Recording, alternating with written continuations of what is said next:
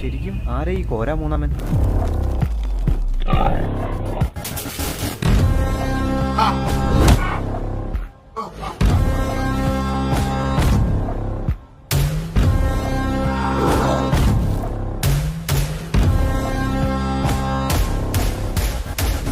ചെകുത്താന് പോലും പേടിയാടാ അയാളെ.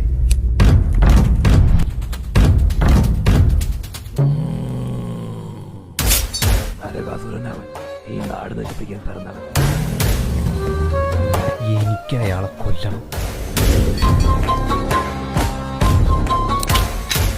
എനിക്ക് പണി നിങ്ങൾ ചെല്ലും.